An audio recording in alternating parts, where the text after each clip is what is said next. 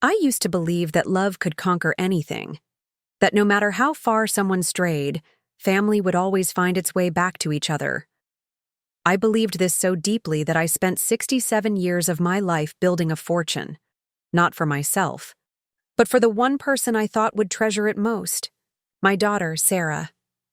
But love, I've learned, can be the most dangerous weapon when placed in the wrong hands. And sometimes, the people we trust most are the ones who know exactly where to aim it. Before we jump back in, tell us where you're tuning in from. And if this story touches you, make sure you're subscribed, because tomorrow I've saved something extra special for you.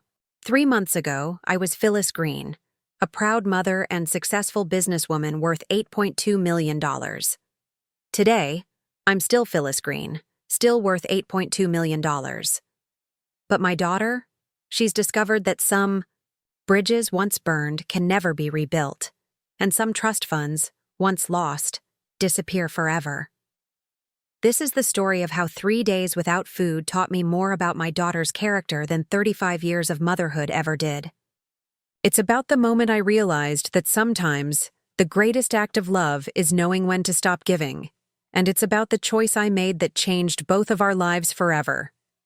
My name is Phyllis Green, and if you saw me walking down the street, you'd probably think I was just another 70-year-old woman with silver hair and reading glasses, someone's grandmother heading to the grocery store or the library.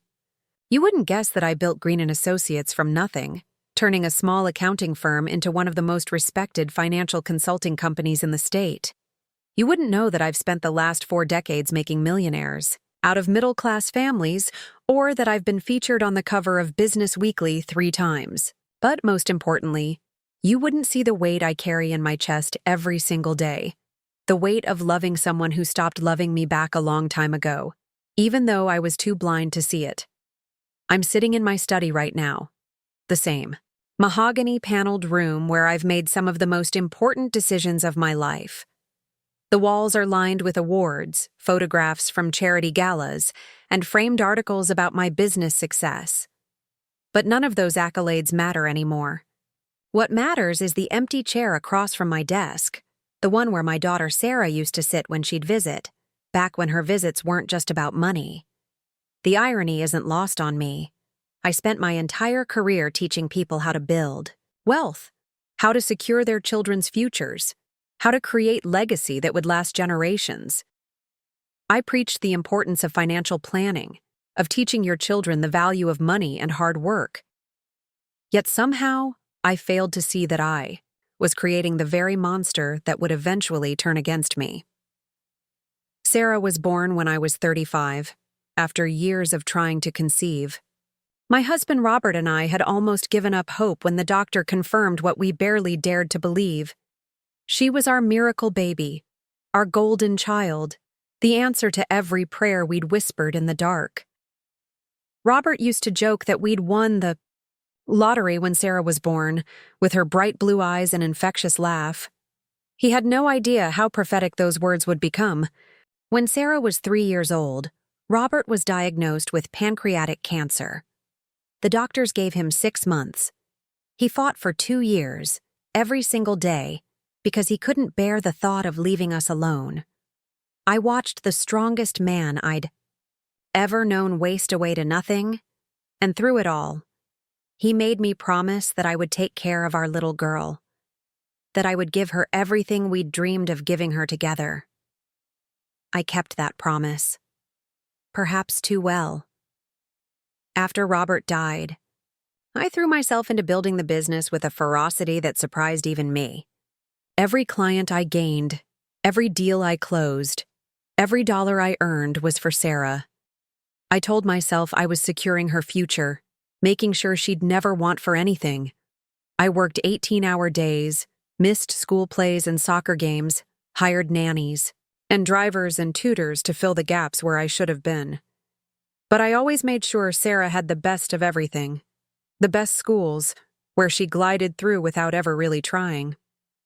The best clothes, which she discarded as quickly as she acquired them. The best opportunities, which she took for granted, like oxygen in the air. I justified every absence, every missed moment, by pointing to the bank account that grew larger. Every year. I was building her a castle, I told myself. What did it matter if I wasn't there to see her play in it? Sarah was brilliant. There's no denying that. She graduated valedictorian from Westfield Academy, got accepted to Harvard with a full academic scholarship she didn't even need. She studied international business, which made my heart swell with pride. I thought she was following in my footsteps, that we'd work together someday, that Green and Associates would become Green and Green. I should have paid more attention to the way she talked about her classmates, always with a subtle disdain for those she considered beneath her station. I should have noticed how she never seemed to form genuine friendships, how people were either useful to her or invisible. I should have been concerned when she came home for holidays and spent more time on her phone than talking to me, when our conversations became increasingly centered around what she needed rather than how she was doing. But I was so proud of her success, so grateful that my sacrifice had paid off, that I ignored the warning signs. When she graduated magna cum laude and landed a position at a prestigious consulting firm in Manhattan, I thought we'd done it. I thought I'd fulfilled my promise to Robert. The trust fund was my final gift to her, the capstone of everything I'd worked for. $8.2 million, carefully invested and managed, growing steadily year after year. I'd set it up, when she turned 18, with specific terms that I thought would encourage responsibility. She could access the full amount when she turned 35, or earlier if she married someone I approved of and showed she was ready to handle such wealth responsibly. At the time, I thought these were reasonable conditions. I'd seen too many. Wealthy families destroyed by children who inherited too much too young. I wanted Sarah to build her own life first, to understand the value of work and commitment before she gained access to the kind of money that could corrupt someone without a strong moral foundation. Now I realize that by the time I created that trust fund, it was already too late. The corruption had already taken root. Sarah accepted the terms without argument when I explained them to her on her 18th birthday. She even thanked me, told me she understood my reasoning and respected my decision. But looking back now, I can see something else in her eyes that night. A coldness, a calculation that I mistook for maturity. For the next several years, our relationship followed a predictable pattern. Sarah would call every few weeks, always cheerful, always interested in my health and my business. She'd visit for holidays and special occasions, bringing expensive gifts and sharing stories about her life in the city. Preparing and narrating this story took us a lot of time, so if you are enjoying it, subscribe to our channel. It means a lot to us. Now back to the story. She dated occasionally, but never seriously, and whenever I asked about marriage, she'd laugh and say she was too focused on her career to think about settling down. I believed her. I believed everything she told me because I wanted to believe it. I wanted to believe that I'd raised a daughter who was independent and strong, who valued her own achievements over inherited wealth. I wanted to believe that the long hours and missed moments had been worth it, that I'd successfully created the kind of person Robert would have been proud of. The first crack in this perfect facade appeared about 6 months ago, when Sarah called to tell me about Marcus. Marcus Rodriguez, she said, was everything she'd been looking for in a partner.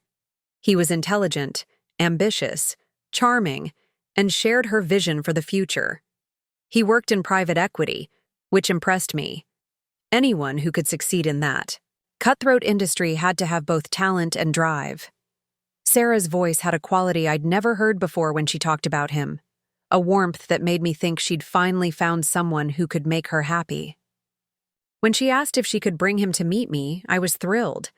I immediately began planning the visit, imagining how wonderful it would be to see Sarah truly in love, to welcome a new member into our small family. I had the house cleaned from top to bottom, hired a chef to prepare a special dinner, and even bought new china for the occasion. But Marcus never came. The first visit was canceled because of a work emergency. The second because Marcus had come down with food poisoning.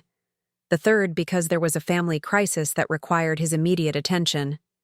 Each time, Sarah, was apologetic but understanding, explaining that Marcus's career demanded flexibility and that she was learning to adapt to the unpredictable nature of his schedule.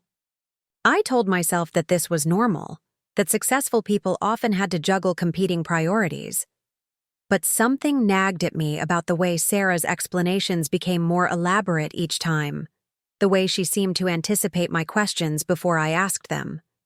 Then, about 3 months ago, Sarah's communication pattern changed. Instead of calling every few weeks, she started calling every few days. Instead of casual conversations about work and weather, every call became focused on the trust fund. She wanted to know about the performance of the investments, the current value of the account, the specific language of the trust documents. She explained that she and Marcus were thinking about getting married, that they wanted to start planning their future together. She asked detailed questions about the approval process, what exactly I would need to know about Marcus before I could give my consent to early distribution of the funds. I was delighted. Finally, my daughter was ready to settle down with someone she loved, someone who could give her the partnership and stability I'd always wanted for her. I began preparing for the formal meeting with Marcus, the conversation where I'd evaluate whether he was worthy of my daughter and my trust. But then the questions became more pointed. Sarah wanted to know if there were any ways around the marriage requirement, any loopholes that might allow her to access the funds sooner. She asked about my health, about my estate planning, about what would happen to the trust if something happened to me. I tried to address her concerns patiently, explaining that the trust was ironclad by design, that the only ways to access the principal before 35 were marriage with my approval or a genuine emergency that I deemed worthy of exception. I assured her that the trust would continue to exist even if I died, that I'd set up a board of trustees to ensure the terms were honored. Sarah seemed to accept these explanations, but I noticed that our conversations became shorter after that, more businesslike. When I tried to steer the discussion toward her relationship with Marcus, toward their wedding plans or when I might finally meet him, she became vague and evasive. I started to worry that maybe Marcus wasn't as serious about marriage as Sarah had indicated. I began to suspect that perhaps he was pressuring her to access the trust fund before making a real commitment. I'd seen this pattern before with clients, ambitious young men who saw wealthy women as opportunities rather than partners. So I decided to take action. I called Sarah and told her that I wanted to meet Marcus before we discussed the trust fund any further. I explained that this wasn't just about the money. I wanted to get to know the man who had captured my daughter's heart, to welcome him into our family properly. Sarah's response was immediate and sharp. She told me that Marcus was a very private person, that he didn't feel comfortable with formal evaluations or interviews. She said that my insistence on meeting him felt controlling and old-fashioned, that she was a grown woman who didn't need her mother's approval to make life decisions. This stung more than I expected. I'd thought I was being reasonable, even generous, by offering to release the trust funds early if she found the right partner. But Sarah made me feel like I was being manipulative, like I was using the money to control her life. I backed down. I told her that, of course, she was right, that I trusted her judgment completely. I said that if she was happy with Marcus, then I was happy for her. All I wanted was a chance to meet him, not to judge him, but to celebrate with them. Sarah apologized for her harsh tone, explaining that she'd been under a lot of stress at work and that Marcus was dealing with some family issues that made him reluctant to socialize. She promised that we'd all have dinner together soon as things calmed down in their respective careers. That was 2 months ago. Since then, every attempt to schedule a meeting has been deflected or delayed. Sarah's calls became less frequent again, and when we did talk, she seemed distracted and impatient. She stopped asking about the trust fund directly, but I could sense that it was still on her mind, lurking beneath every conversation like a shark in shallow water. I tried to tell myself that this was normal, that relationships go through phases, that Sarah was just busy building her life with Marcus. But deep down, I started to feel like I was losing her, like the daughter I'd devoted my life to was slipping. away from me one conversation at a time. The house felt different too. Sarah had always kept a room here, a space that was entirely hers even when she wasn't visiting. I'd maintained it exactly as she'd left it after college, with her awards, and photos and favorite books arranged just the way she liked them. But lately, when I walked past that room, it felt like a museum exhibit rather than a living space. It felt like a shrine to someone who no longer existed. I started having trouble sleeping. I'd lie awake at 3 in the morning, staring at the ceiling and wondering if I'd made the right choices. Had I been too controlling with the trust fund? Had I inadvertently pushed Sarah away by trying to protect her? Had I failed as a mother by prioritizing financial security over emotional connection? These doubts consumed me. I found myself second-guessing every decision I'd made over the past 35 years, wondering if Robert would have handled things differently, if he would have seen something I'd missed. I started drafting emails to Sarah that I never sent, apologies for mistakes I wasn't even sure I'd made. But then, last week, everything changed. Sarah called on a Tuesday evening, just as I was finishing dinner. Her voice had a brightness to it that I hadn't heard in months, an energy that immediately lifted my spirits. She said she had wonderful news. She and Marcus had made a decision. They were ready to take the next step in their relationship, and they wanted to include me in their plans. She asked if she could come visit that weekend, if we could spend some quality time together and have the important conversations we'd been putting off. I was overjoyed. Finally, I thought, we were going to bridge the gap that had been growing between us. Finally, I was going to meet the man my daughter loved and give them my blessing to build their future together. I spent the entire week preparing for her visit. I had the guest room cleaned and stocked with fresh flowers. I planned meals around all of Sarah's favorite foods from childhood. I even went shopping for a special gift for Marcus, a vintage bottle of scotch that I thought would make a good first impression. By Friday afternoon, I was practically vibrating with anticipation. I kept checking my phone for updates on Sarah's travel plans, eager to know when she'd arrive so I could have everything. Perfect! She texted me at 6 p.m. to say she was on her way, that she'd be there by 8. I spent those 2 hours putting the finishing touches on everything, changing clothes 3 times before settling on a simple blue dress that Sarah had always said brought out my eyes. When the doorbell rang at 8:15, I practically ran to answer it. I threw open the door with the biggest smile I'd worn in months, ready to embrace my daughter and welcome her home. But the moment I saw Sarah's face, I knew something was wrong. She looked beautiful as always, her blonde hair perfectly styled, her makeup flawless, her designer clothes immaculate. But her eyes were cold, calculating, distant. She looked at me the way a stranger might look at a house they were thinking about buying, assessing, and evaluating rather than greeting with love. She hugged me briefly, perfunctorily, then stepped back and surveyed the foyer with those calculating eyes. "Hello, Mother," she said, and something about the way she said it made my blood run cold. "We need to talk." That's when I knew that everything I'd believed about my daughter, everything I'd built my life around, was about to crumble. That's when I realized that the woman standing in my doorway wasn't the child I'd raised and loved and sacrificed for. She was someone else entirely, someone I didn't recognize at all, and that was just the beginning. The silence that followed Sarah's greeting stretched between us like a chasm. I stood there in my own doorway, suddenly feeling like an intruder, in my own home, watching my daughter examine the space as if she were calculating its worth down to the last penny. The warmth I'd prepared, the joy I'd anticipated, evaporated in the face of her clinical assessment. "Of course, sweetheart," I managed, stepping aside to let her enter. Come in, come in. I've prepared your favorite dinner and I have that bottle of wine you brought me last Christmas. I thought we could open it tonight." Sarah walked past me without acknowledgement, her heels clicking against the marble floor, with a rhythm that sounded almost aggressive. She moved through the foyer and into the living room with the confidence of someone who owned the place, which I suppose in her mind she eventually would. "Where's Marcus?" I asked, following her.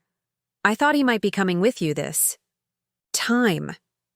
She turned to face me then, and the look in her eyes made me take an involuntary step backward. It wasn't anger exactly, or even annoyance. It was something far more unsettling, a complete absence of warmth, as if she were looking at a piece of furniture rather than the woman who had given birth to her. "Marcus isn't coming," she said simply. "This conversation is between you and me." The way she emphasized conversation made my stomach tighten. This wasn't the loving reunion I'd envisioned. This was something else entirely, something that felt more like a business meeting than a family gathering. "Well, that's fine," I said, trying to maintain some semblance of normalcy. "We haven't had proper mother-daughter time in ages. I've missed you so much, Sarah. Come, sit down. Tell me everything that's been happening in your life." But Sarah didn't move toward the comfortable seating area I'd arranged. Instead, she remained standing in the center of the room, her posture rigid and formal. She clutched her designer handbag against her chest like armor. "I'm not here for small talk, Mother. I'm here because we have business to discuss, and I need you to listen carefully to what I'm about to say." The formality of her tone sent ice through my veins. This was my daughter, my only child. The little girl I'd rocked to sleep and nursed through fevers and celebrated with at every milestone. Yet she was speaking to me like I was a client in her office, someone to be managed rather than loved. "Business," I repeated, sinking onto the edge of the sofa. "Sarah, what's this about? You're scaring me." She set her bag down on the coffee table and finally took a seat, but she chose the chair farthest from me, the one that put the entire length of the coffee table between us. Even in my own living room, she was creating distance, establishing boundaries that felt more like battle lines. "The trust fund," she said without preamble. "I need access to it now. Not when I turn 35, not when I get married with your approval. Now." The bluntness of her statement hit me like a physical blow. No explanation, no context, no attempt to soften the demand with affection or even basic courtesy. Just a direct order, delivered with the expectation of immediate compliance. "Sarah, we've discussed this," I said carefully. "The terms were set. Up for good reasons. You're only 32, and you've never shown any interest in taking on that level of financial responsibility before. The trust is designed to—" "I don't care what it's designed to do," she interrupted, her voice cutting through my explanation like a blade. "I care about what I need right now. Marcus and I have opportunities that require immediate capital investment. We can't wait 3 more years." "What kind of opportunities?" I asked, genuinely curious despite my growing unease. "If it's a legitimate business venture, perhaps we could discuss a loan against the trust. There are ways to— no loans, no partial payments, no compromises." Sarah leaned forward, her eyes boring into mine with an intensity that made me shrink back against the sofa cushions. "I want the entire principal transferred to my personal accounts within the next 30 days. The sheer audacity of her demand left me momentarily speechless. $8.2 million, transferred just because she'd decided she wanted it. No explanation of need, no discussion of consequences, no recognition of the years of careful planning and investment that had built that fund. "Sarah, that's not how trust funds work," I said, trying to keep my voice steady. "There are legal requirements, fiduciary responsibilities. The trustees have obligations to—" "You control those trustees," she said flatly. "Everyone on that board is either your employee or someone who owes their career to your recommendations. Don't pretend you don't have the power to make this happen." She was right, of course. I'd chosen the trustees carefully, selecting people I trusted to honor my intentions for Sarah's future. But the fact that she'd clearly researched the structure of the trust, identified the key players, and developed a strategy to circumvent the protections I'd put in place that revealed a level of calculation that chilled me to the bone. Even if I could influence the trustees, I said slowly, I wouldn't. Those protections exist for your benefit, Sarah. They're meant to ensure that you're ready to handle that kind of wealth responsibly. The laugh that escaped her lips was harsh and bitter, nothing like the joyful sound I remembered from her childhood. Responsibly? Mother, I'm 32 years old. I have an MBA from Harvard and 5 years of experience in high-level consulting. What exactly do you think I'm going to do with the money? Blow it all on drugs and gambling? Of course not, I said quickly. But large sums of money can be overwhelming even for intelligent people. I've seen what happens when...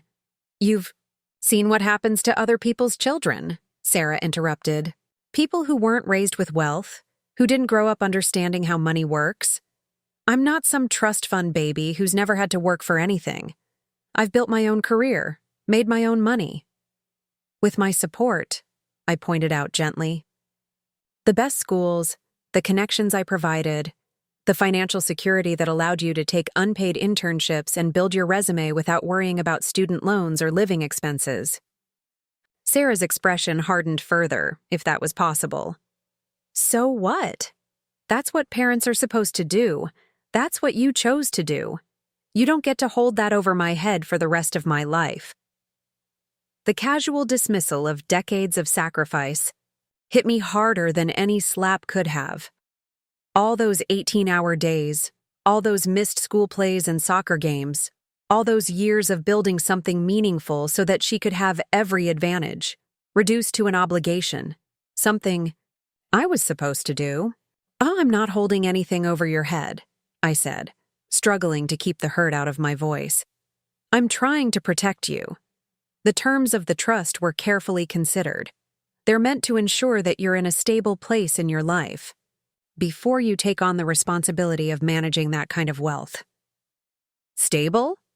Sarah's voice rose for the first time since she'd arrived.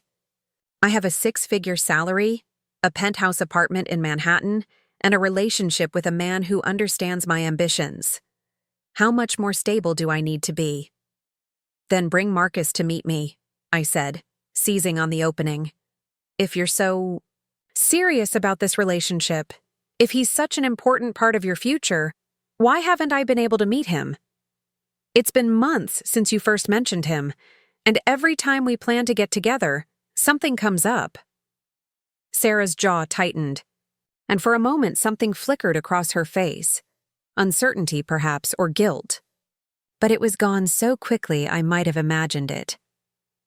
Marcus doesn't perform for parents, she said coolly. He's not going to jump through hoops to prove himself worthy of your daughter. He has his own money, his own success. He doesn't need your approval.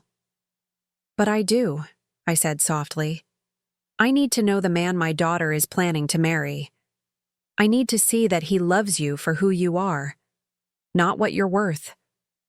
Surely that's not unreasonable. Sarah stood abruptly, her chair scraping against the hardwood floor with a sound like fingernails on a chalkboard. She began pacing the length of the room, her movements sharp and agitated. This is exactly what I'm talking about, she said, her voice tight with frustration. You use words like reasonable and protection, but what you really mean is control. You want to control who I marry, when I access my own money, how I live my life. That money isn't yours yet, I said quietly. It's held in trust for your benefit, with conditions that were established for good reasons. Sarah whirled to face me, her eyes blazing with an anger that seemed to come from somewhere deep and toxic within her. Good reasons? Or your reasons? Because from where I'm sitting, it looks like you're using that trust fund to keep me dependent on you, to make sure I never fully escape your influence. The accusation was so unfair, so completely contrary to everything I'd tried to do as a mother, that it left me gasping. Every decision I'd made, every sacrifice I'd endured had been for her benefit. The trust fund wasn't a leash. It was a gift, carefully structured to provide her with security and opportunity. That's not true, I whispered. Everything I've done has been for you, to give you the best possible future. The future you chose, Sarah shot back. The future you designed. What if I want something different? What if Marcus and I have plans that don't fit into your careful little timeline? Then tell me about them, I pleaded. Help me understand. If there's something you need, some opportunity that requires immediate access to the funds. I don't owe you explanations, Sarah said, cutting me off with brutal finality. I don't owe you justifications for my choices or detailed business plans for my future. I'm 32 years old, and I'm done asking permission to live my life. She moved to the window and stood with her back to me, staring out at the carefully manicured gardens that I'd spent years perfecting. In the growing dusk, her reflection in the glass looked like a stranger, cold, hard, unrecognizable. Sarah, I said softly, rising from the sofa to approach her. Please, let's not fight like this. You're my daughter, my only child. I love you more than my own life. If I've done something to hurt you, if I've made you feel controlled or constrained, that was never my intention. She didn't turn around, didn't acknowledge my approach or my words. She simply stood there, rigid and unresponsive, as if I were speaking to a statue. All I want is what's best for you, I continued, stopping a few feet behind her. The trust, fund, the conditions, everything, it's all meant to protect you, to make sure you have the security and freedom to build the life you want. Finally, she turned, and the expression on her face made me take an involuntary step backward. It was contempt, pure and undiluted, the look someone might give to an insect they were about to crush. What's best for me, she said slowly, is access to my inheritance. What's best for me is the freedom to make my own choices without having to justify them to someone who thinks she knows better than I do about my own life. But the conditions are your way of maintaining control, Sarah said, her voice rising again. You created a system where I have to come to you, hat in hand, begging for permission to access money that should rightfully be mine. You made yourself the gatekeeper to my own future. The venom in her voice was like nothing I'd ever heard from her before. This wasn't the petulant anger of a child, or the reasonable frustration of an adult facing bureaucratic obstacles. This was something deeper and more disturbing, a fundamental rejection of our relationship, of the love and sacrifice that had defined my entire adult life. Sarah, I'm done with this conversation, she said abruptly, moving away from the window and back toward the center of the room. I've told you what I need. I've explained that I want access to the trust fund immediately. Now you need to decide whether you're going to help me or continue to stand in my way. The ultimatum hung in the air between us like a sword. Choose her demands or lose her entirely. Submit to her will or be cut out of her life. There was no room for discussion, no possibility of compromise, no recognition that I might have legitimate concerns or valid reasons for maintaining the trust structure. It's not that simple, I said desperately. There are legal procedures, fiduciary obligations. Even if I wanted to release the funds immediately, there are steps that have to be followed.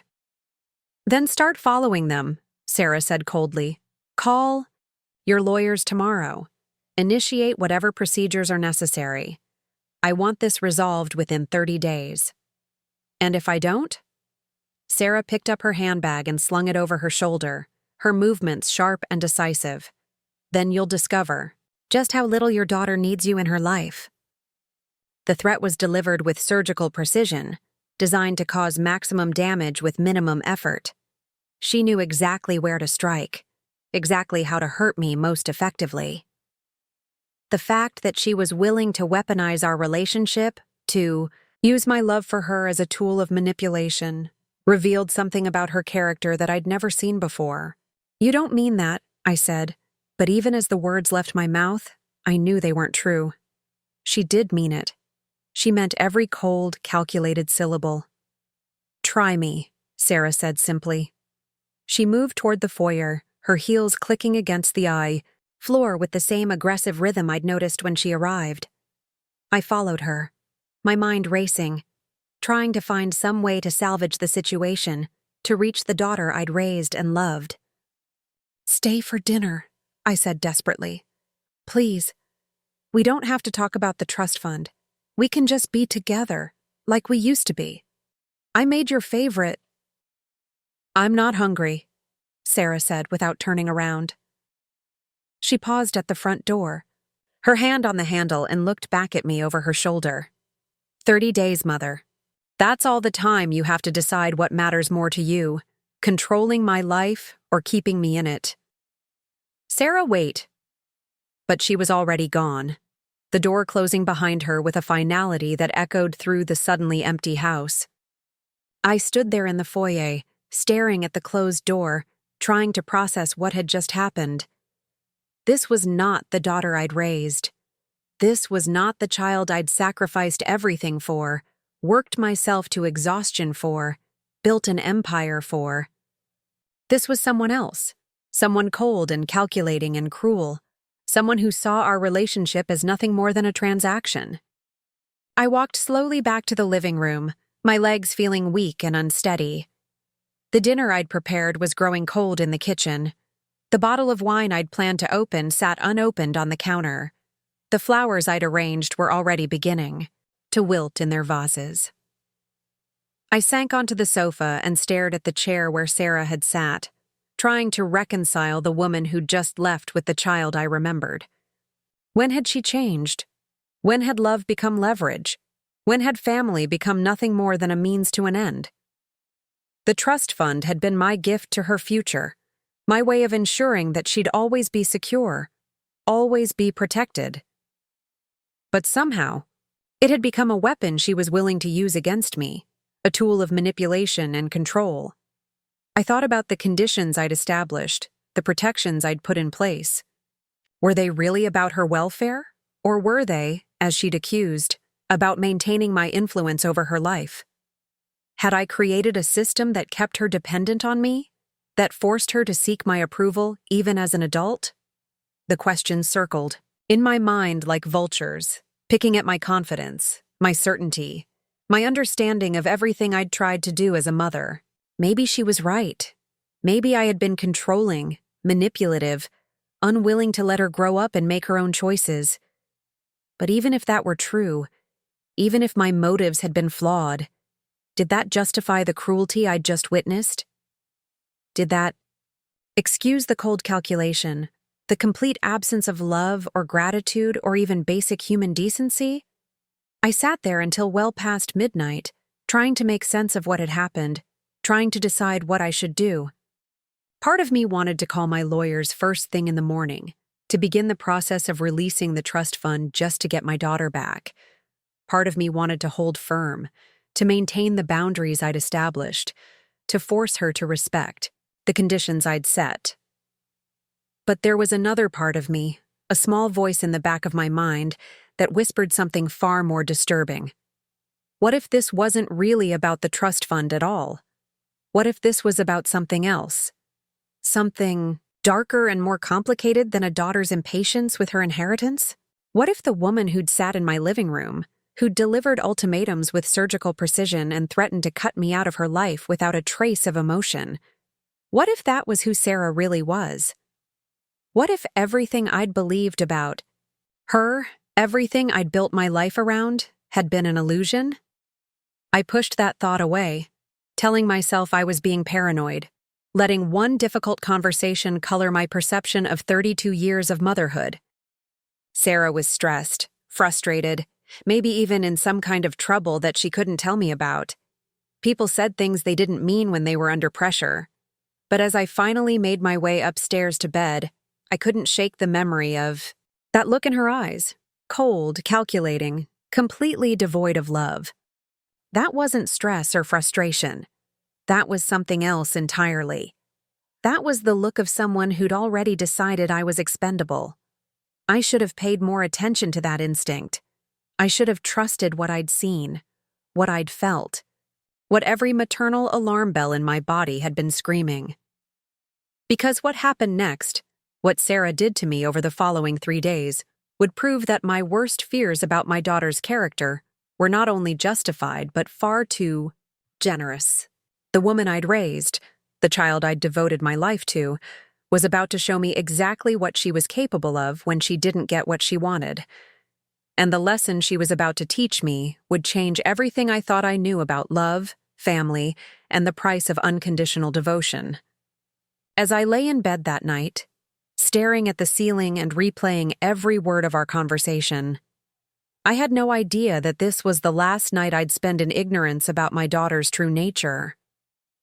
I had no idea that by this time tomorrow, I'd be trapped in my own home, abandoned and helpless, discovering just how far someone will go when they've decided you're nothing more than an obstacle to be removed. I thought I'd raised a daughter. What I'd actually created was something far more dangerous. A beautiful, intelligent predator who'd learned to hide her true nature behind the mask of filial love. And tomorrow, that mask was going to come off. Completely. I woke the next morning with a headache that felt like someone had taken a sledgehammer to my skull. The emotional turmoil from Sarah's visit had left me drained and disoriented, and for a moment, I couldn't remember why I felt so hollow inside. Then it all came rushing back. The cold demands, the ultimatums, the complete absence of any maternal warmth in my own living room. I dragged myself out of bed and shuffled to the kitchen, hoping that coffee and routine might help restore some sense of normalcy to my world. The house felt different somehow, as if Sarah's presence had contaminated it with her coldness. Even the morning light streaming through the windows seemed dimmer, less welcoming than it had just 24 hours ago. As I waited for the coffee to brew, I found myself staring at my phone, wondering if I should call Sarah, if I should try to reach out and bridge the chasm that had opened between us. Maybe in the light of day she'd realize how harsh she'd been. Maybe she'd call to apologize, to explain what was really going on in her life that had made her so desperate for immediate access to the trust fund. But the phone remained silent, and as the hours passed, I began to understand that Sarah had meant every word she'd said. This wasn't a momentary lapse in judgment or a stress-induced outburst. This was a calculated decision, a strategic move, in whatever game she was playing. I spent the morning in my study, trying to focus on work, trying to lose myself in the familiar routine of managing my clients' portfolios and reviewing market reports. But concentration eluded me. Every few minutes, I'd find myself staring at the empty chair across from my desk, remembering all the times Sarah had sat there as a child, chattering about school or asking for help with her homework. When had that curious, affectionate little girl become the cold stranger who'd sat in that same chair just hours ago? When had love been replaced by calculation, warmth by manipulation? I searched my memory for signs I might have missed, warnings I should have heeded, but all I could find were fragments, moments of selfishness that I'd dismissed as normal adolescent behavior, instances of entitlement that I'd attributed to the natural confidence of a privileged child. Around noon, I forced myself to eat lunch, though the food tasted like cardboard in my mouth. I was just clearing the dishes when I heard a car in the driveway. My heart leaped with hope. Maybe Sarah had come back. Maybe she'd realized how unfairly she'd treated me and wanted to make amends. I hurried to the front window and peered through the curtains, but it wasn't Sarah's BMW in the driveway. It was a delivery truck, and a uniformed driver was walking toward my front door carrying a large envelope. The documents inside were from Sarah's law firm, not her personal attorney, but the high-powered Manhattan firm where she worked. The letterhead was impressive, all gilt edges and embossed seals, designed to intimidate as much as inform. The content was even more unsettling. Sarah had retained the firm to represent her interests regarding the trust fund.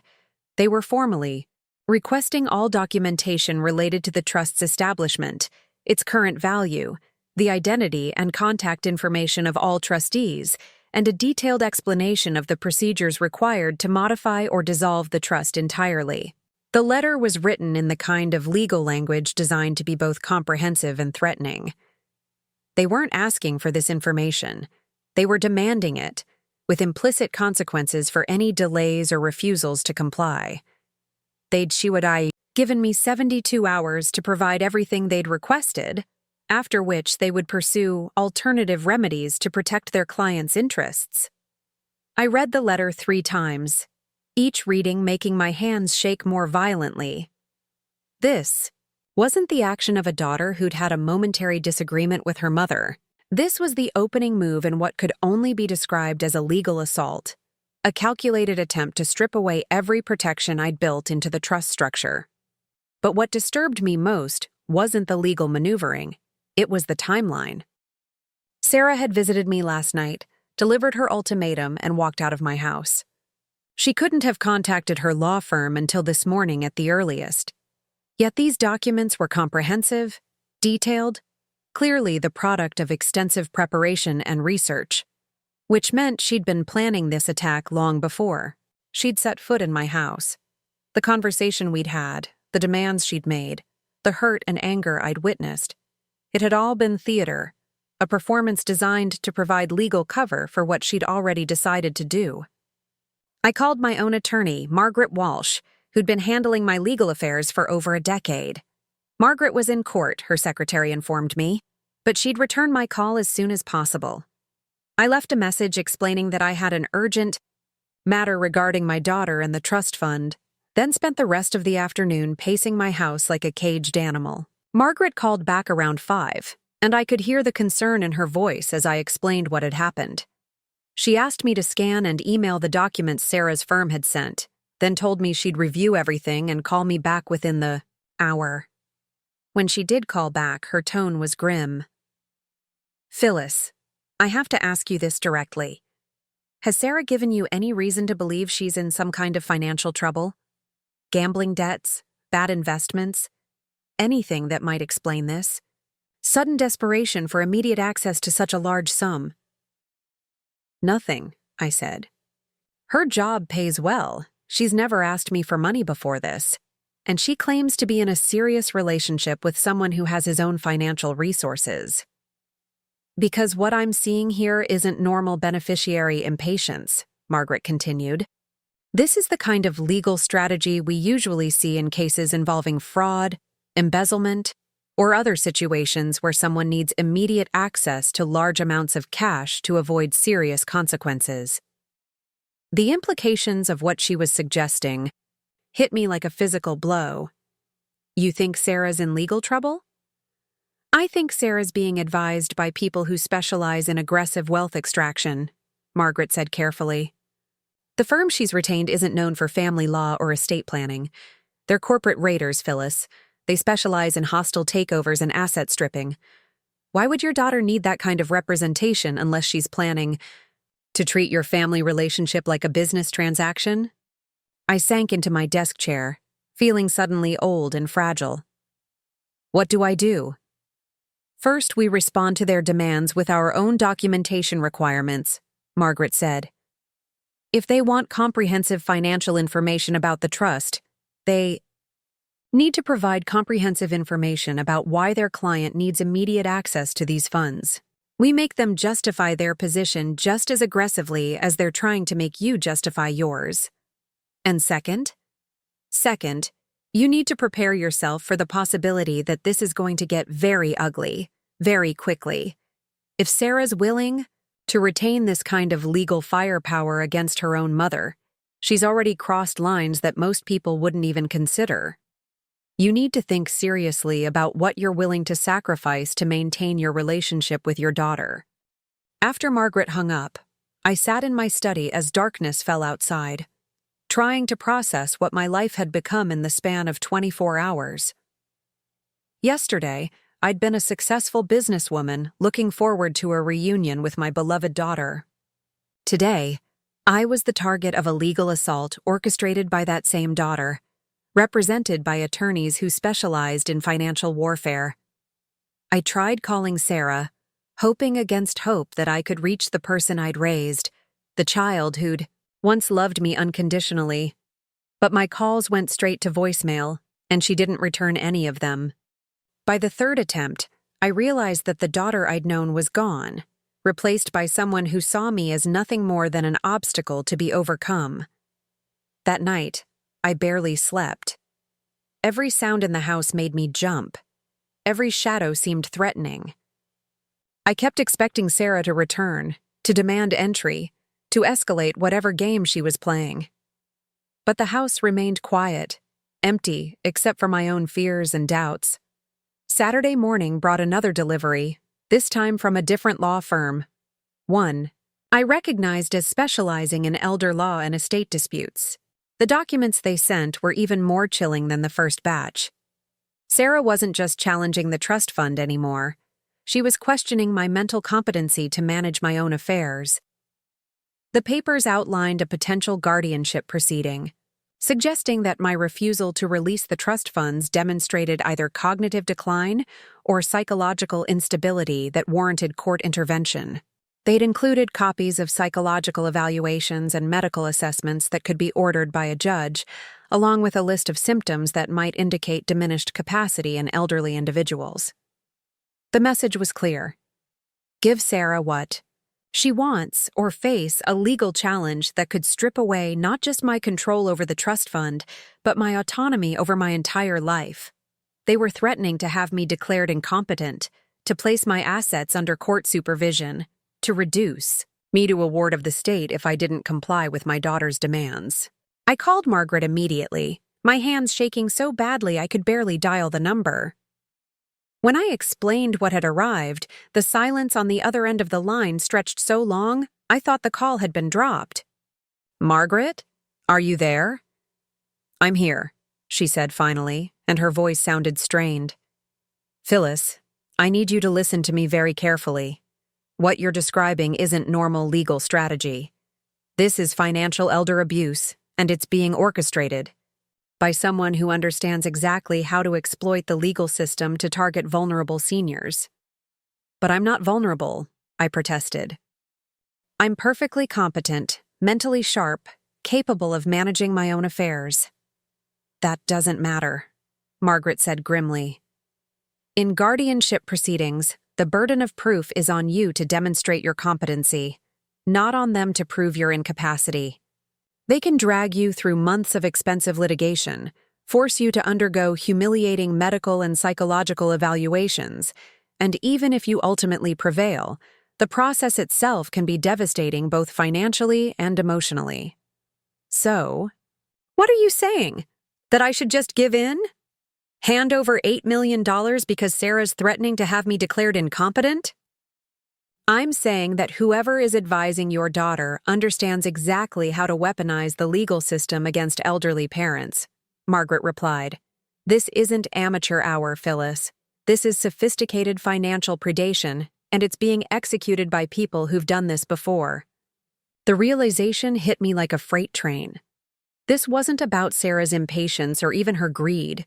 This was about someone else, someone who'd identified me as a target and was using my daughter as a weapon to extract my wealth. The mysterious Marcus, the boyfriend I'd never been allowed to meet, suddenly took on a much more sinister dimension. "Margaret, I think my daughter's being manipulated by someone," I said slowly. "The boyfriend she's been talking about? The one who keeps avoiding meeting me? What if he's behind all this?" "That's certainly possible," Margaret agreed. "Romance scams targeting wealthy elderly individuals often involve the perpetrator getting close to adult children first, using them to gather information and gain access to family assets. But Phyllis, even if your daughter is being manipulated, she's still making the choice to participate in this assault on you. She's still the one who retained these attorneys, still the one who's threatening to have you declared incompetent." The truth of that statement was like a knife in my chest. Even if Sarah was being influenced by someone else, she was an intelligent, educated adult who understood the consequences of her actions.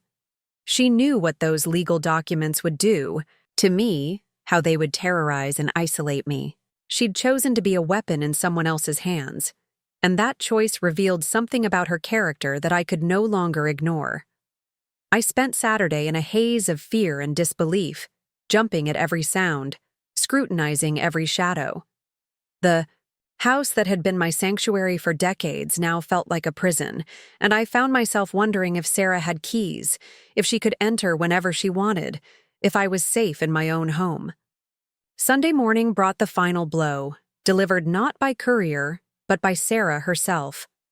I heard her car in the driveway around 10 a.m. and watched from my bedroom window as she parked and walked toward the house with the confident stride of someone who owned the place. When the doorbell rang, I almost didn't answer it. Part of me wanted to call the police, to have my own daughter arrested for harassment and intimidation. But she was still my child, still the little girl I'd raised and loved, and I couldn't quite bring myself to cross that line. I opened the door to find Sarah standing on my doorstep, perfectly groomed as always, holding what appeared to be another legal document. But her expression was different this time, not cold and calculating like Friday night, but almost sympathetic, as if she were a doctor about to deliver a terminal diagnosis. "Hello, Mother," she said softly. "May I come in? We need to finish our conversation." Against my better judgment, I stepped aside and let her enter. She moved past me into the living room and took the same chair she'd occupied 2 nights ago, but this time her posture was more relaxed, almost casual. "I see you received the documents from my attorneys," she said, settling into the chair as if she belonged there. "I hope you've had time to consider their recommendations." "Recommendations?" I repeated, my voice hoarse with exhaustion and stress. "Sarah, they're threatening to have me declared mentally incompetent. They're talking about guardianship proceedings, about stripping away my rights to manage my own affairs." Sarah nodded sympathetically, as if she were discussing the weather, rather than my potential legal destruction. "I know it seems harsh, Mother, but sometimes drastic situations require drastic measures. You've been refusing to act in your own best interests, and someone needs to step in to protect you from your own poor judgment."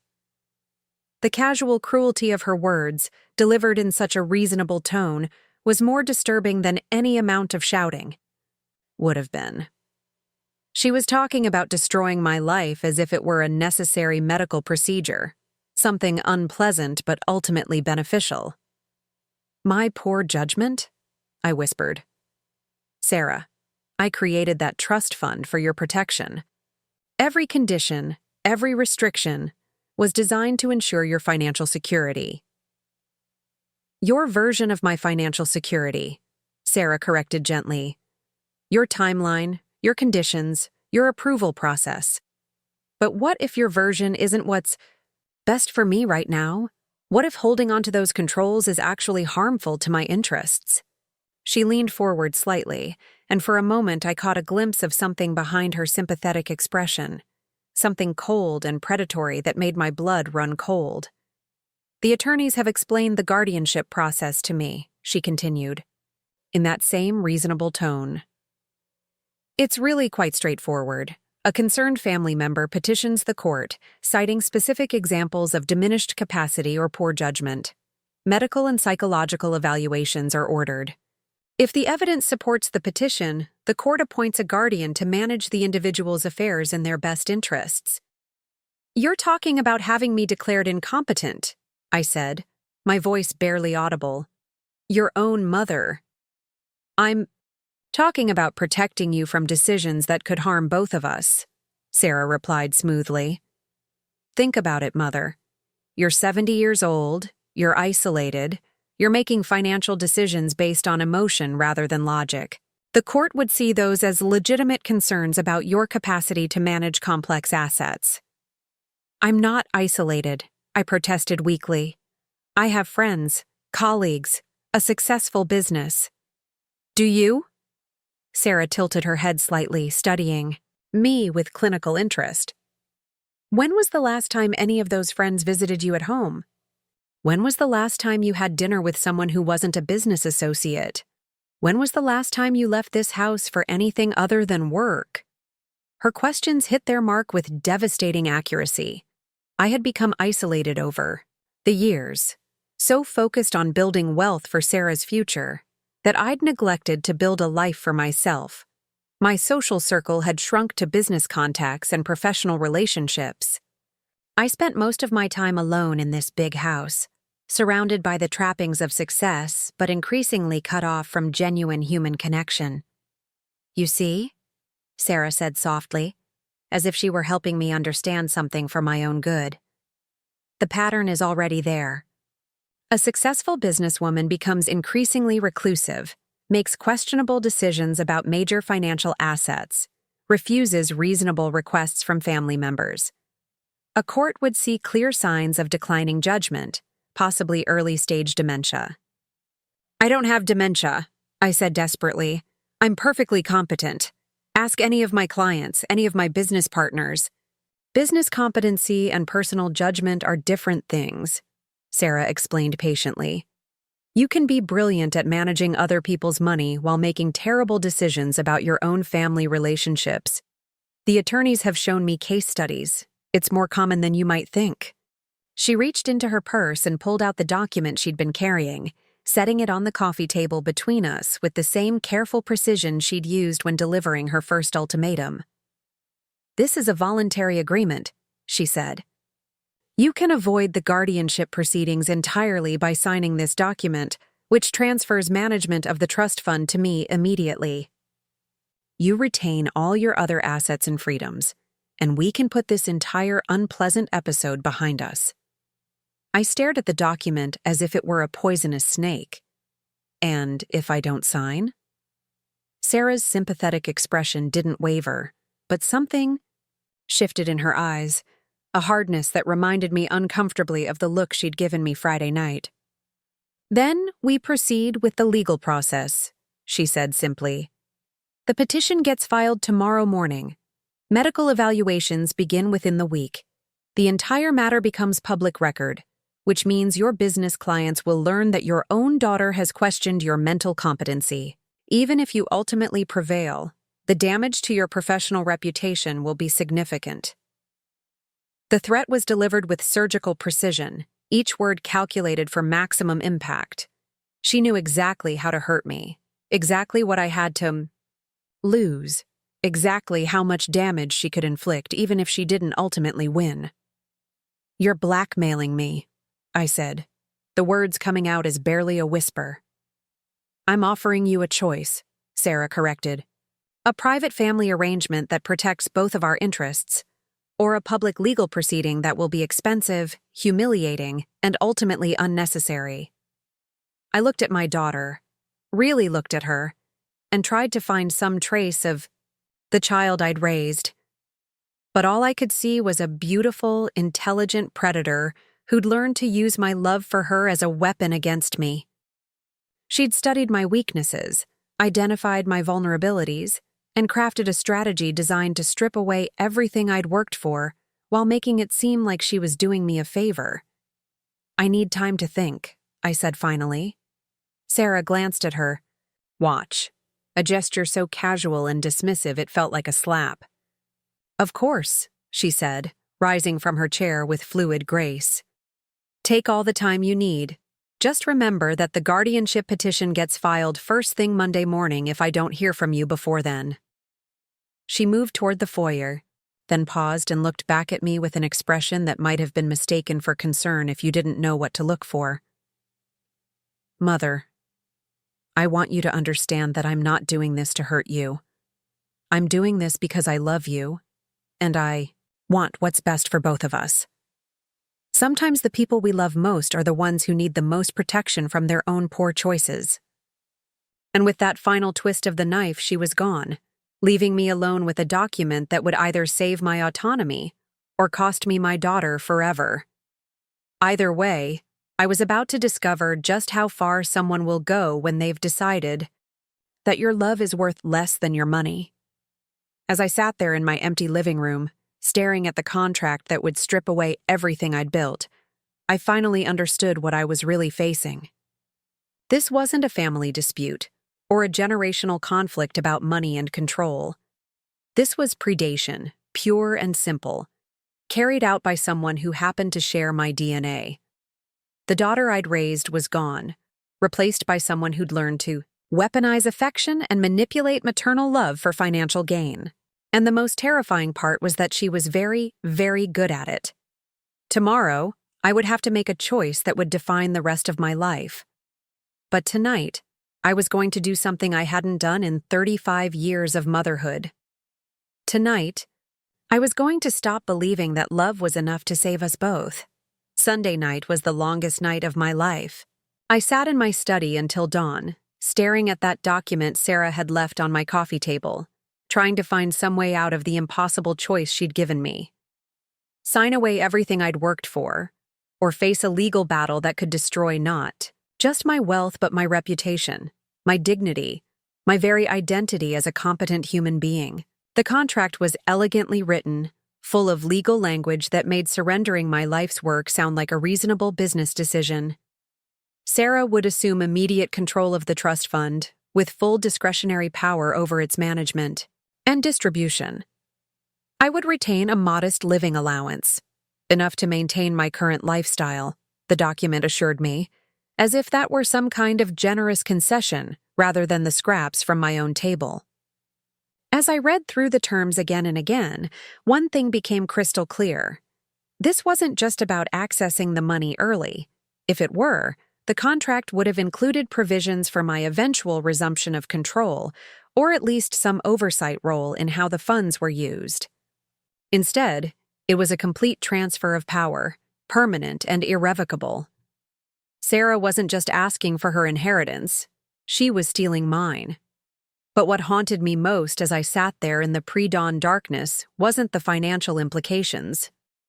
It was the surgical precision with which my own daughter had dissected my life, identified my weaknesses, and crafted a strategy to exploit them. She knew about my isolation, my dedication to work at the expense of personal relationships, my deep-seated fear of losing my independence. She'd turned my own psychology against me, using my love for her as the weapon that would destroy me. Around 5 a.m, I made a decision that surprised even me. I wasn't going to sign the document. I wasn't going to surrender to threats and manipulation, even if the person making them was my own child.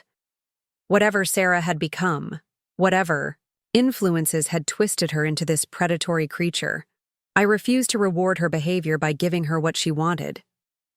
But I also wasn't going to wait passively for her to file the guardianship petition. If Sarah wanted a fight, she was going to get one, but it would be on my terms, not hers. I called Margaret Walsh at 6 a.m., knowing she'd be awake. Lawyers, who specialized in high-stakes litigation, were used to early morning strategy sessions. When I explained my decision, the relief in her voice was palpable. "I was hoping you'd say that," she said, "because I spent most of yesterday researching your daughter's legal team, and what I found is deeply disturbing. The firm she's retained has a very specific specialty. They target elderly individuals with substantial assets, usually working through family members who stand to inherit. They've perfected a template for financial elder abuse that's both legally sophisticated and emotionally devastating." "Template?" I repeated, my stomach sinking. "You mean they've done this before?" "Multiple times, to multiple families. The pattern is always the same. Identify an elderly person with significant wealth but limited social connections. Recruit a family member who's motivated by greed or desperation. Then use a combination of legal intimidation and emotional manipulation to force the transfer of assets. The beauty of their system, from a predator's perspective, is that it's all perfectly legal." I felt sick.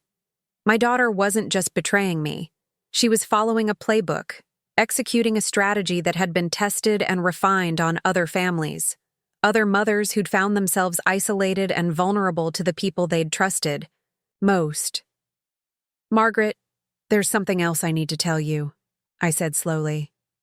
"Sarah keeps mentioning this boyfriend, Marcus, but I've never been allowed to meet him. Every time we've tried to arrange a meeting, something comes up.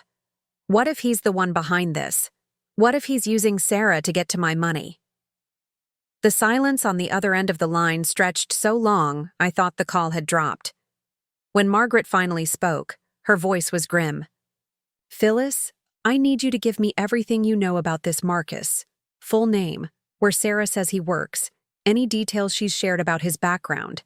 Because if he's connected to the law firm your daughter retained, if this is an organized operation rather than just a family dispute, then we're dealing with something much more serious than financial manipulation. You think this could be fraud? I think this could be organized criminal activity, Margaret said bluntly. Romance scams, inheritance fraud, elder abuse. These crimes often involve networks of people working together to identify and exploit vulnerable targets. If your daughter has been recruited into one of these operations, she may not even realize the full scope of what she's involved in. The possibility that Sarah was being manipulated herself, that she might be as much a victim as a perpetrator, gave me a flicker of hope. Maybe the cold, calculating woman who'd sat in my living room wasn't who my daughter had truly become. Maybe she was being controlled, coerced, blackmailed into participating in this assault on me. But even as I clung to that hope, I couldn't forget the look in Sarah's eyes when she'd delivered her ultimatum. That hadn't been the expression of someone acting under duress. That had been the look of someone who enjoyed having power over another person, someone who took pleasure in inflicting psychological pain. Margaret and I spent the next hour developing a strategy. Instead of waiting for Sarah to file the guardianship petition, we would go on the offensive. We'd file our own legal action, seeking a restraining order to prevent any further harassment or intimidation. We'd demand a full accounting of how Sarah had obtained her legal representation, including who was paying for attorneys that charged more per hour than most people made in a month. Most importantly, we'd force everything into the open, making it impossible for Sarah and her collaborators to operate in the shadows. "There's one more thing," Margaret said as our call was winding down. "I want you to consider the possibility that your daughter might escalate her behavior when she realizes you're not going to surrender quietly. People who are desperate enough to threaten elderly parents with guardianship proceedings are capable of other forms of retaliation. You need to think about your physical safety, not just your financial security." The suggestion that Sarah might actually harm me physically seemed impossible to accept. Whatever she'd become, she was still my daughter. But then I remembered the clinical way she'd described the guardianship process, the casual cruelty with which she'd dissected my isolation, and vulnerability. Someone capable of that level of psychological violence might indeed be capable of escalating to physical threats.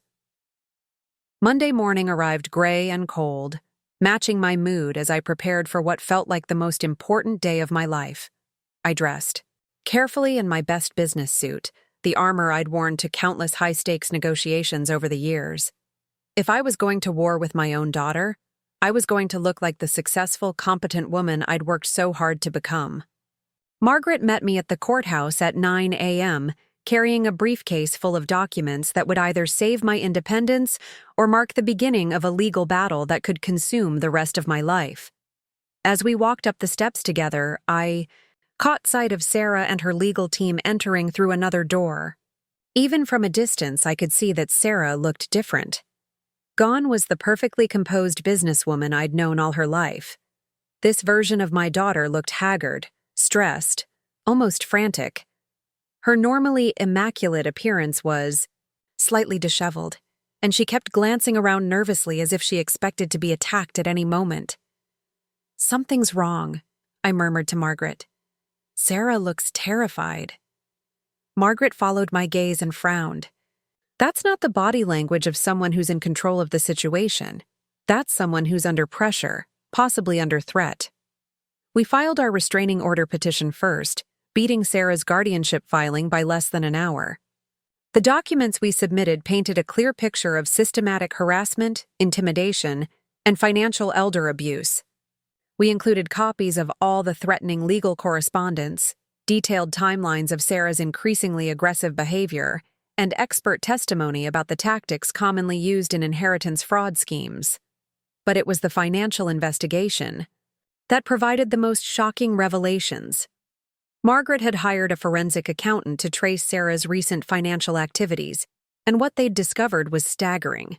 Over the past 6 months, Sarah had accumulated nearly $200,000 in debt. Credit cards maxed out, personal loans from multiple sources, and what appeared to be cash advances from some very questionable lenders. More disturbing. Still, the payments for her legal representation weren't coming from Sarah's accounts. They were being funded by a series of offshore shell companies that specialized in providing untraceable financing for high-risk legal ventures.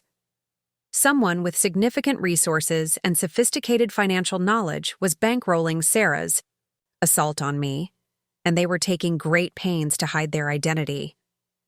"This isn't a family dispute anymore," Margaret said as we reviewed the forensic accounting report. "This is organized crime. Your daughter has been recruited into a financial fraud operation, and she's either a willing participant or she's being coerced through debt and intimidation." The court hearing was scheduled for Wednesday, giving both sides time to prepare their arguments. But Tuesday brought a development that changed everything. Sarah called me directly for the first time since she'd delivered her ultimatum, and the voice on the other end of the line was nothing like the cold, calculating woman I'd been dealing with. "Mother," she whispered, and I could hear tears in her voice. "I need help. I need to see you, but I can't come to the house. They're watching me." "Who's watching you?" I demanded, my maternal instincts overriding my anger and hurt. "Sarah, what's happening?" "I can't talk on the phone," she said urgently. "Meet me at Riverside Park, the bench by the old oak tree where we used to feed the ducks. Come alone, and don't tell anyone where you're going." The line went dead before I could respond, leaving me staring at my phone and trying to process what I'd just heard. This wasn't the confident predator who'd been systematically dismantling my life. This was my daughter, scared and desperate, reaching out for help in the only way she could. But it could also be a trap. After everything that had happened, after all the lies and manipulation, how could I trust anything Sarah said? Margaret had warned me that my daughter might escalate her tactics, and luring me to an isolated location could be part of some new strategy to intimidate or harm me. I sat in my study for an hour, wrestling with the decision. Every logical, rational part of my mind screamed that this was dangerous, that I should call Margaret immediately and let the lawyers handle whatever new game Sarah was playing. But there was another voice, quieter, but more insistent, the voice of a mother who'd heard genuine terror in her child's voice. Finally, I made my choice. I left a sealed envelope on my desk with Margaret's contact information and detailed instructions for what to do if I didn't return by evening. Then I drove to Riverside Park, my heart pounding with a mixture of fear and desperate hope. Sarah was already there when I arrived, huddled on the bench we'd shared so many times during her childhood. But the woman sitting there barely resembled the polished professional I'd known. Her hair was unwashed, her clothes wrinkled, and she kept glancing around nervously as if expecting someone to emerge from the trees at any moment. When she saw me approaching, she began to cry, great heaving sobs that seemed to come from somewhere deep inside her. I sat down beside her and, despite everything that had happened between us, instinctively put my arms around her. "I'm sorry," she whispered against my shoulder. "I'm so sorry, Mother. I never wanted any of this to happen. They said it would be simple, that you'd just sign the papers and everything would be fine. They said you wouldn't get hurt." "Who said that?" I asked gently. "Sarah, who's been telling you these things?" She pulled back and looked at me with eyes that were bloodshot and haunted. "Marcus isn't who I thought he was. He's not even who he told me he was. His real name is Michael Rodriguez, and he's wanted by the FBI for financial crimes in 3 different states." My blood ran cold. "How do you know this?" "Because they came to my apartment yesterday," Sarah said, her voice shaking. "FBI agents. They've been investigating him for months, and they showed me his real criminal record. Securities fraud, inheritance scams, organized theft operations targeting elderly victims. I've been dating a professional con artist, Mother, and I didn't even know it." "But the lawyers, the legal documents, the threats about guardianship." "All part of his operation," Sarah said bitterly. He studied our family for months before he ever approached me. He knew about your wealth, your business, your relationship with me. He knew exactly how to manipulate both of us to get what he wanted. I felt like the ground was shifting beneath my feet. But you participated willingly. You threatened me, Sarah. You sat in my living room and told me you'd have me declared incompetent if I didn't give you control of the trust fund. Sarah's face crumpled. He has videos, Mother. Compromising videos that he took without my knowledge. He said he'd release them to my employers, to everyone I know, if I didn't follow. His script exactly. And he has evidence of financial crimes that he tricked me into committing. Money laundering through my accounts, forged documents with my signature. He's built a case that would send me to prison if the authorities ever saw it. So you chose to destroy me instead? I chose to try to minimize the damage, Sarah said desperately. He wanted me to drain your entire estate, not just the trust fund. He had plans to force you into signing over your business, your house, everything. I thought if I could just get him the trust money, he'd leave you alone. I stared at my daughter, trying to process the magnitude of what she was telling me. She'd been manipulated, blackmailed, coerced into participating in a scheme to defraud me. But she'd also made choices, terrible choices, that had brought us to this point. Why didn't you come to me when this started? I asked. Why didn't you tell me what was happening? Because I was ashamed, Sarah whispered. I was supposed to be smart, successful, capable of taking care of myself. How could I admit that I'd been completely fooled by a con artist? How could I tell you that I'd fallen in love with someone who was using me to steal from my own mother? And now? Now he knows the FBI is closing in and he's desperate. The lawyer who's been handling the guardianship case called me this morning and said that if the trust fund transfer isn't completed by tomorrow, they're going to escalate to more direct methods. What does that mean? Sarah's face went pale. He's threatening to have you killed, Mother. He says he knows people who can make it look like an accident, and that once you're dead, I'll inherit everything anyway. He's past the point of caring about legal niceties. The casual mention of my murder, delivered in the same tone someone might use to discuss the weather, sent shockwaves through my entire body. This had gone far beyond financial fraud or family manipulation. This was now a matter of life and death. We have to call the police, I said urgently. The FBI, Margaret, everyone. If this man is threatening murder— No, Sarah said quickly. Not yet. If he suspects that I've told you the truth, he'll disappear and we'll never catch him. And he still has those videos, that evidence of my supposed crimes. Even if we stop him, I could still go to prison for what he's made me do. Then what do you suggest? Sarah reached into her purse and pulled out a small recording device. I want to get him on tape admitting to everything. The fraud, the manipulation, the threats against your life. The FBI agent I spoke with said that if I can get a clear confession, it would not only guarantee his conviction, but also provide evidence that I was acting under duress. And how exactly do you plan to do that? By telling him I've succeeded, Sarah said grimly. By convincing him that you've agreed to sign over the trust fund and that we're meeting tomorrow to finalize the transfer. He'll want to be there, to make sure everything goes according to plan. And that's when we'll get him talking. I looked at my daughter, really looked at her, and saw something I hadn't seen in months. Beneath the fear and desperation, beneath the shame and guilt, there was a spark of the person I'd raised. The intelligent, determined young woman who'd always found a way to solve problems, who'd never backed down from a challenge. This is dangerous, I said. If he's willing to threaten murder, what's to stop him from following through if he realizes we're setting him up? Because he needs the money more than he needs revenge, Sarah replied. The FBI agent said his operation is falling apart, that he's desperate for one last big score before he disappears for good. $8 million would buy him a new identity and a comfortable life in a non-extradition country.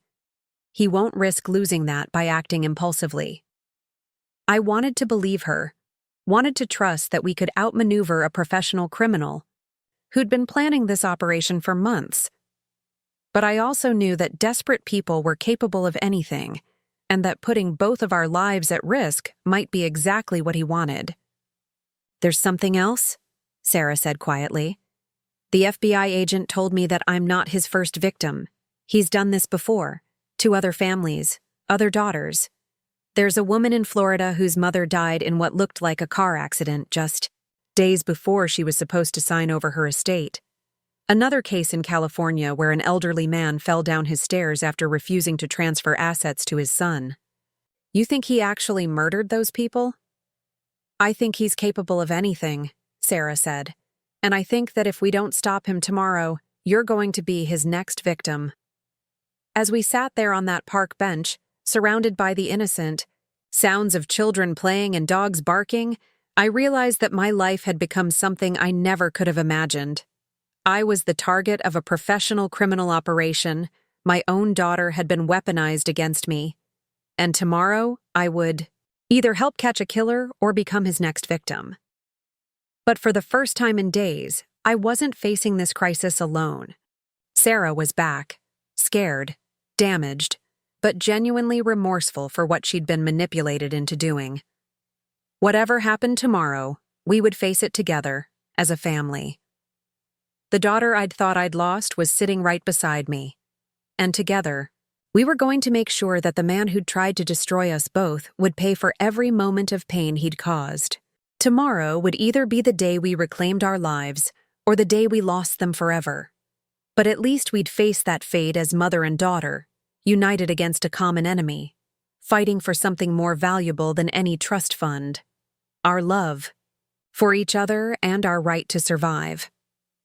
As the sun began to set over the park where I'd brought Sarah as a child, I made a silent promise to my late husband, Robert. I would protect our daughter, no matter what it cost me. And I would make sure that the man who'd tried to turn her into a weapon would never hurt another family again. The war for my fortune was about to become a battle for our lives. But I was Phyllis Green, and I hadn't built an empire by backing down from fights that mattered. Tomorrow, we would discover whether love and determination were stronger than greed and violence. And whatever the outcome, at least I would face it with my daughter by my side. The next morning dawned clear and cold, the kind of crisp October day that would have been beautiful under different circumstances. I stood at my bedroom window, watching the sunrise paint the sky in shades of gold and pink, wondering if this might be the last sunrise I'd ever see from this house. In 12 hours, Sarah and I would either have successfully trapped a dangerous criminal, or we'd both be dead. I'd barely slept, my mind racing through every possible scenario, every way. Our plan could go wrong. Michael Rodriguez was a professional con artist with multiple victims, and possibly multiple murders to his credit. The idea that Sarah and I could outmaneuver someone like that seemed almost absurdly optimistic. But the alternative, doing nothing, and waiting for him to make good on his threat to kill me, was unthinkable. At 7 a.m., FBI Special Agent Jennifer Chen called to go over the final details of our operation. Her voice was calm and professional, but I could hear the underlying tension that comes with putting civilians in danger. "Mrs. Green, I want you to understand that what you're doing today is extremely risky," she said.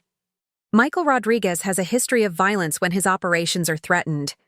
We'll have agents positioned around the meeting location, but if things go wrong, they might not be able to reach you in time."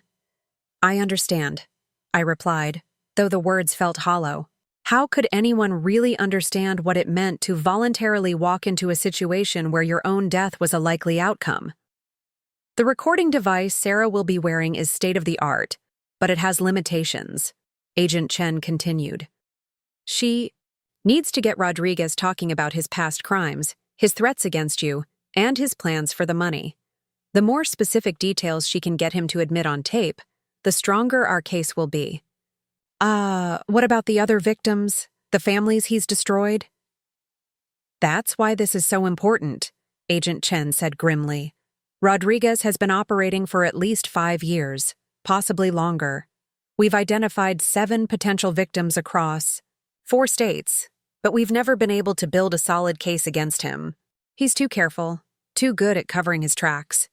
Your daughter's testimony and this recording could be the key to bringing justice for all those families. After the call ended, I sat in my kitchen, forcing myself to eat breakfast. I couldn't. Taste. Every mundane action, buttering toast, pouring coffee, reading the morning newspaper, felt surreal, as if I were going through the motions of normal life while preparing for something that could end it all. Sarah arrived at 10, looking more composed than she had the previous day, but still carrying the weight of fear and guilt in her eyes. She hugged me tightly, and I could feel her trembling despite her outward calm. "Are you sure about this?" I asked her for the 10th time. We could still call Agent Chen, tell her we've changed our minds, let them find another way to catch Rodriguez. "There is no other way," Sarah said firmly. "He's too smart, too careful.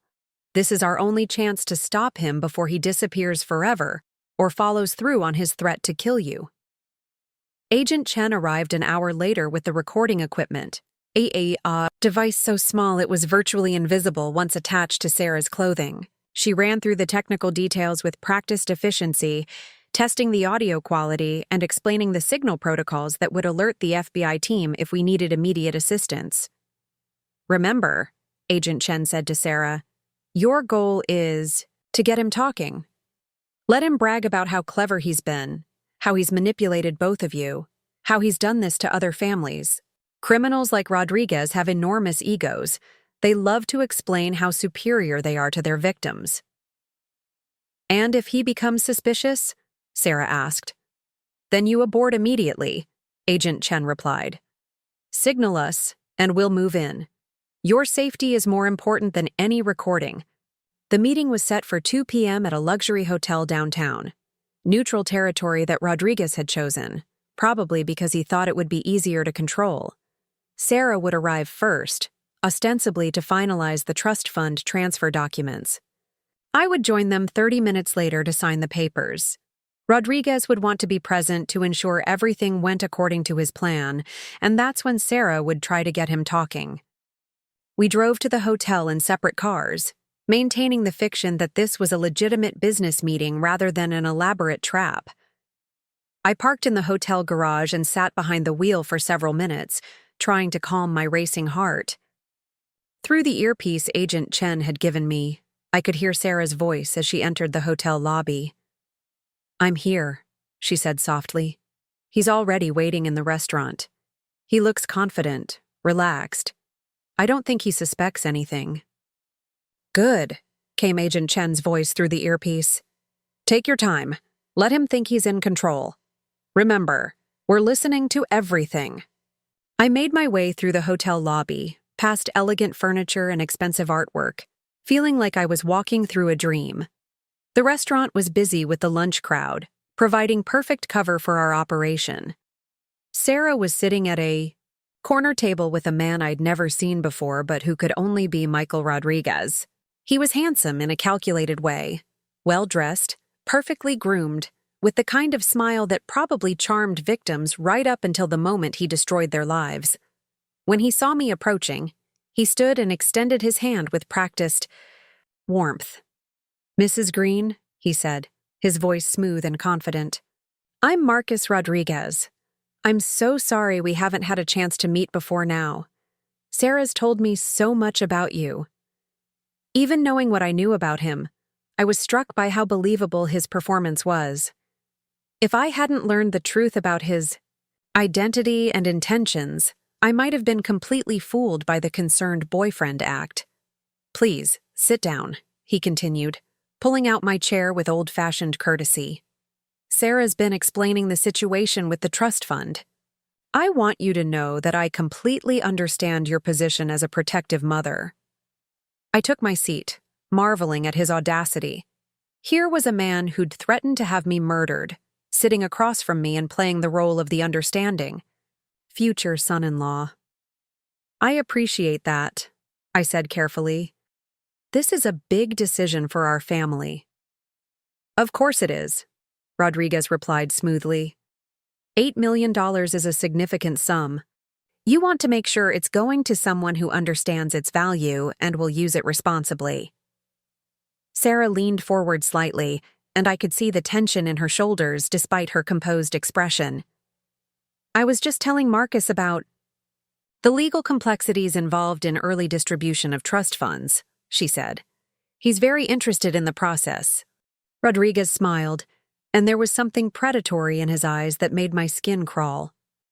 I'm fascinated by financial structures, Mrs. Green, the ways wealthy families protect and transfer assets across generations. It's really quite an art form. You seem to know a lot about it, I observed. I've had experience with similar situations, Rodriguez said casually. Family wealth can be complicated, especially when you're dealing with older individuals who might be overly cautious about releasing control. The casual insult was delivered with such smooth charm that it took me a moment to fully register what he'd said. He was already beginning to reveal his true nature, his contempt for the victims he'd exploited. Older individuals? I repeated, allowing a note of offense to creep into my voice. Oh, I didn't mean anything negative by that, Rodriguez said quickly. It's just that I've noticed that people of your generation tend to be more conservative about financial risks. Sometimes that caution can prevent families from taking advantage of important opportunities. Sarah shifted in her chair, and I knew she was trying to steer the conversation toward more incriminating territory. What kind of opportunities are you thinking about, Marcus? Rodriguez's eyes lit up with the enthusiasm of someone discussing his passion. Well, there are investment vehicles available today that simply didn't exist when your mother was building her wealth. International markets, cryptocurrency platforms, offshore structures that can multiply returns exponentially. Offshore structures? I asked innocently. That sounds complicated. Not if you know the right people, Rodriguez said with a knowing smile. I have connections in several countries that specialize in wealth management for high net worth individuals. The key is moving quickly when opportunities arise, not getting bogged down in traditional banking bureaucracy. I could see Sarah tensing as Rodriguez began to reveal more about his operations. Through my earpiece, I could hear Agent Chen's voice. He's starting to incriminate himself. Keep him talking about these international connections. That sounds very sophisticated, I said. Have you used these services yourself? Many times, Rodriguez replied proudly.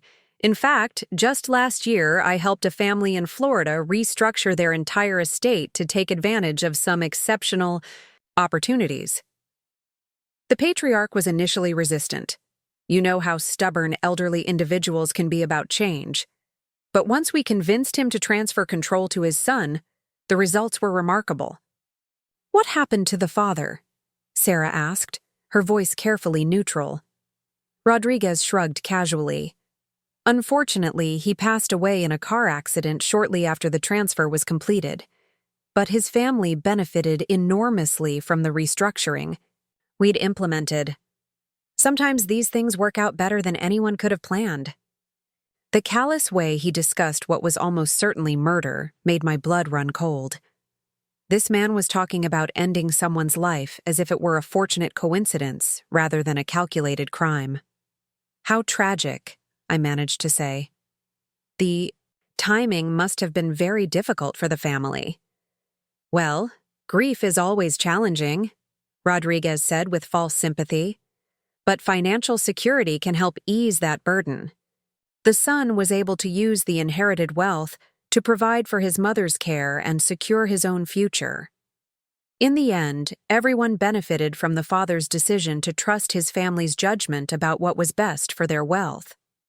Sarah leaned back in her chair, and I could see her struggling to maintain her composure as Rodriguez casually described his crimes. Have there been other families you've helped in similar situations? Oh, yes, Rodriguez said enthusiastically. There was a gentleman in California who was being very stubborn about updating his estate plan. His son was trying to help him understand the benefits of more modern financial structures, but the old man was set in his ways. Sometimes these generational conflicts require creative solutions. What kind of creative solutions? I asked, though I dreaded the answer. Well, in that case, the father had an unfortunate accident on his staircase, Rodriguez said matter-of-factly. Head injuries can be very unpredictable in elderly individuals. But again, the family was ultimately better off because they were able to implement proper wealth management strategies without being constrained by outdated thinking. He was confessing to multiple murders as casually as someone might discuss the weather. The recording device was capturing every word, every admission, every revelation about his criminal enterprise. You seem to have encountered a lot of unfortunate accidents, Sarah observed carefully. Rodriguez smiled, and for the first time his mask slipped completely. The charming boyfriend facade disappeared, replaced by something cold and calculating that made my stomach turn. Accidents happen, especially to people who refuse to adapt to changing circumstances, he said. The important thing is making sure those tragedies don't prevent families from achieving their full financial potential. And if someone continues to be resistant to change, I asked, though I already knew the answer. Then sometimes more decisive action becomes necessary, Rodriguez replied smoothly. For instance, if you were to continue being stubborn about releasing Sarah's inheritance, well, at your age, anything could happen. A fall down the stairs, a problem with your medication, even something as simple as a gas leak in your home. These things are sadly common among elderly individuals living alone. There it was, a clear, unambiguous threat against my life, recorded for posterity. Rodriguez had just confessed to multiple murders and threatened to kill me, all while sitting in a crowded restaurant as if we were discussing dinner plans. But I could see something changing in his expression, a sharpening of focus that suggested his survival instincts were finally kicking in. He'd been so eager to boast about his cleverness that he'd revealed far more than he'd intended.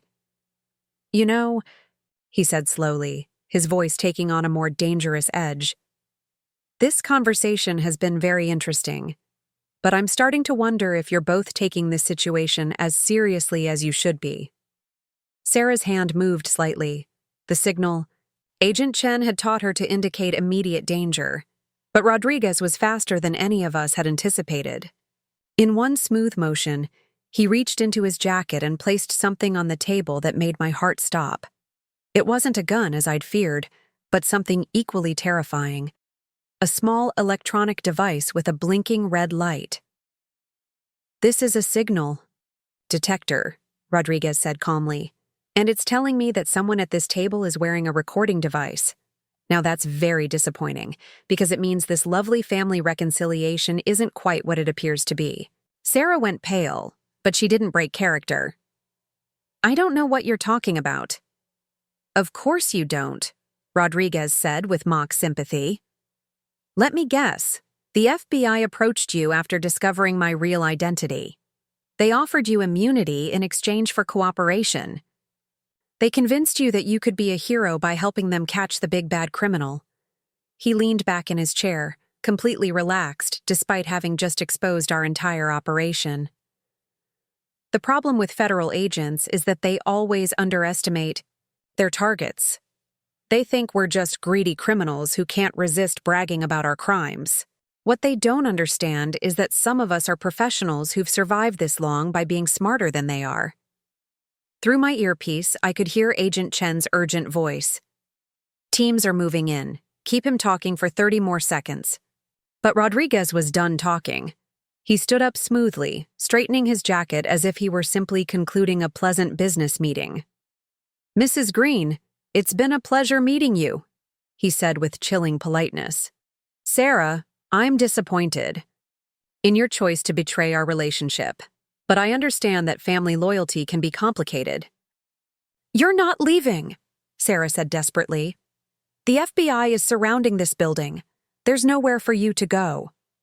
Rodriguez smiled, and it was the most terrifying expression I'd ever seen on a human face. My dear Sarah, you really don't understand who you're dealing with. I've been running operations like this for 15 years.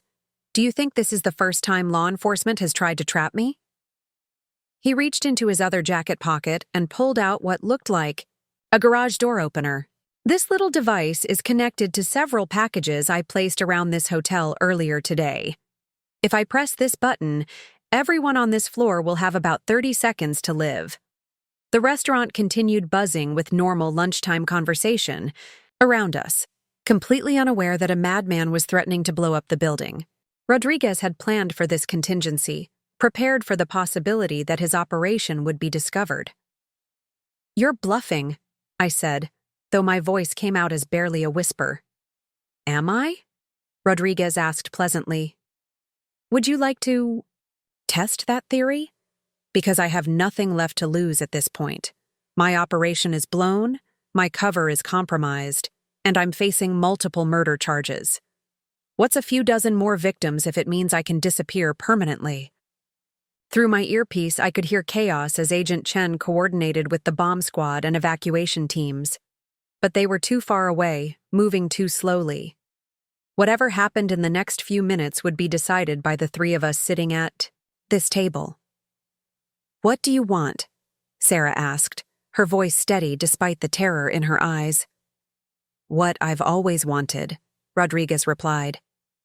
$8 million transferred to my offshore accounts, immediate access to a private jet I have, standing by, and a 12-hour head start before anyone reports this conversation to the authorities.